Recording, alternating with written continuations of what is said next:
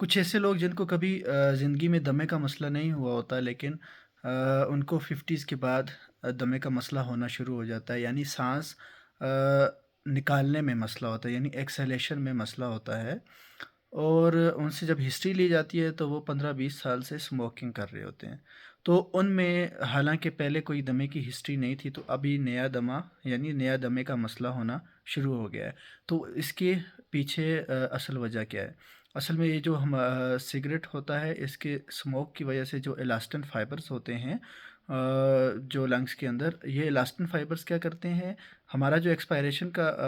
जो प्रोसेस है वो ऐसा है कि हम सांस लेते हैं तो हम एक्टिवली सांस को इनहेल करते हैं और इसमें हमारे मसल्स एक्टिवली यूज़ होते हैं। जबकि जब हम एक्सहेल करते हैं तो जो लंग्स होते हैं उनमें इलास्टिक फाइबर्स होते हैं, वो रिकॉइल करते हैं और उनकी वजह से पैसिवली जो है हम सांस बाहर निकालते हैं, यानी इसमें हम अपनी तरफ से कोई फोर्स यूज़ नहीं करते। तो इन लोगों में क्या होता है, जो लोग 15-20 साल तक सिगरेट पीते हैं तो उनके जो इलास्टिक फ़ाइबर्स होते हैं वहाँ पर सोजिश होती है और वो इलास्टिक फ़ाइबर्स डैमेज हो जाते हैं, जिसकी वजह से जो लंग्स का इलास्टिक रिकॉइल होता है वो ख़त्म हो जाता है, जिसकी वजह से आपको सांस बाहर निकालने में मसला होता है। इसका नुकसान क्या होता है कि जो इस तरह के मरीज़ होते हैं उनकी छाती बैरल शेप्ड हो जाती है, यानी जो नॉर्मली जो हमारी छाती की शेप होती है वो जो हमारा एंटीरो पोस्टीरियर डायमीटर होता है वो हमारा ट्रांसवर्स डायमीटर से कम होता है, लेकिन उनका जो एंटीरो पोस्टीरियर डायमीटर यानी ये आगे पीछे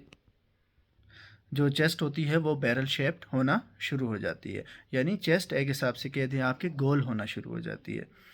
तो इस तरह के लोगों में एक तो सांस निकालने में मसला होना शुरू हो जाता है, दूसरा उनके जो सिगरेट स्मोक है वो उनके जो सांस की नालियाँ होती हैं उसमें सीलिया होते हैं। ये ऐसे समझ लें जिस तरह के सेल्स के ऊपर छोटे छोटे बाल हैं जो कि जो हमारा रेशा होता है उसको ऊपर की तरफ धकेलते हैं ताकि रेशे को और जो भी कोई डस्ट पार्टिकल्स वगैरह आए हुए हैं उनको रेशे के साथ मिला के बाहर निकाल दिया जाए। लेकिन जब ये भी सिगरेट स्मोक की वजह से डैमेज हो जाते हैं तो हमारा रेशा निकालने का जो अमल है वो भी कमज़ोर पड़ जाता है। जब आपका रेशा निकालने का अमल कमज़ोर पड़ेगा तो आपकी जो सांस की नालियां हैं उनमें रेशा जमा होना शुरू हो जाएगा और ये एक ऐसी चीज़ है जिसके ऊपर आप जरासीम ग्रो कर सकते हैं और आपकी सांस की नालियों को आराम से डैमेज कर सकते हैं। तो इस कंडीशन को हम कहते हैं सीओपीडी, यानी क्रोनिक ऑब्स्ट्रक्टिव पल्मोनरी डिसऑर्डर। ये दमे से बिल्कुल तो नहीं कह सकते, लेकिन काफ़ी हद तक मुख्तलिफ है, क्योंकि दमा जो होता है वो एक रिवर्सिबल कंडीशन है, लेकिन ये जो सीओपीडी है इसमें एक परमानेंट डैमेज हुआ होता है और ये इरिवर्सिबल एक कंडीशन हो जाती है। और इसके जो मरीज़ होते हैं वो एक डिस्टेंस तक चलते हैं तो वो उनको सांस लेने में मसला होना शुरू हो जाता है और वो ज़्यादा सख्त एक्सरसाइज नहीं कर पाते। इस तरह के मरीज़ों को जो वज़न होता है वो भी कम होना शुरू हो जाता है। तो अब इन मरीज़ों को हम क्या